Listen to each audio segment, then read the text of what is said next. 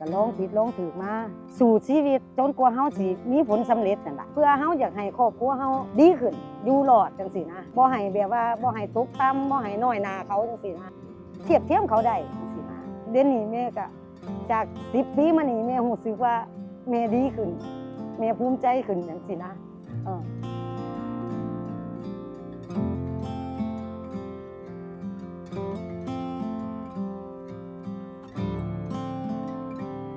สวัสดีจ้าซื้อเล่นซื้อแม่หม่องเด้อจ้าซื้ออีหลีซื้อนางชำนาญโตมอนจ้ะ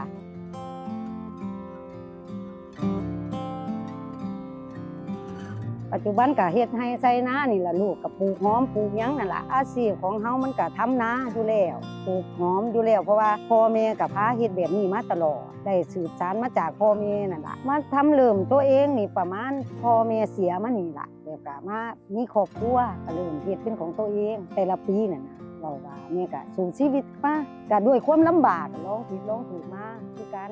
มันก็ยากเลยลูกสมัยตะกี้มันบ่ได้แต่งแบบสบายคือเขามีรถมีหยังไถควายไถอันนี้มันก็ลำบากก็ดำแต่ละมื้อก็ได้มื้อละห้อง2ห้อง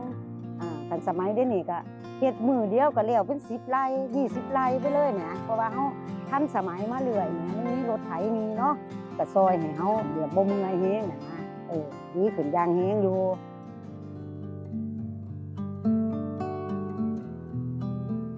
มาจากหนึ่งมันก็คือความพยายามของเฮานำเฮาก็ต้องแบบว่าเฮ็ดให้มันได้ดีที่สุดนั่นล่ะมันก็คือเฮ็ดดีแล้วมันก็ได้ผลสำเร็จแม่ก็ได้ปีละ100,000 กว่าเกือบ200,000มันก็ภูมิใจในตัวเจ้าของนั่นลูกเพราะว่าเจ้าของสร้างเองแล้วก็เฮ็ดได้สำเร็จเองน่ะนะก็รู้สึกดีใจขึ้นติลูกที่มีได้คือเพิ่นแต่กี้นั้นแม่ลำบากแฮง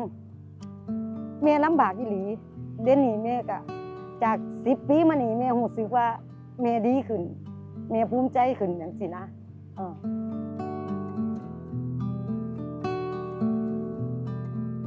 ว่าแม่ก็เอาทุกอย่างคือรับจ้างก็รับนี่คือไปไถนาไถให้เขาจังซี่ไถโพนไถหยังจังซี่สู่ชีวิตจนกว่าเฮาสิมีผลสำเร็จนั่นล่ะเพื่อเฮาอยากให้ครอบครัวเฮาดีขึ้นอยู่รอดจังซี่นะบ่ให้แบบว่าบ่ให้ตกต่ำบ่ให้น้อยหน้าเขาจังซี่นะเทียบเทียมเขาได้จังซี่นะแต่กี้แม่นั่นแฮงบ่มีหยังเลยไปยืมเงินเขา200เขายังใหม่แม่นั่นเจ็บใจแฮงคือกันเพราะว่าจนแม่ว่าในชีวิตแม่นี่แม่ต้องมีให้ได้แม่ต้องมีทุกอย่างให้ได้ก็เดี๋ยวนี้แม่ก็ดีใจที่มีทุกอย่างได้ก็อยากแนะนำให้แบบว่าสู้ต่อไปบ่ต้องท้อเดี๋ยวมื้อนึงมันก็สิพอจนได้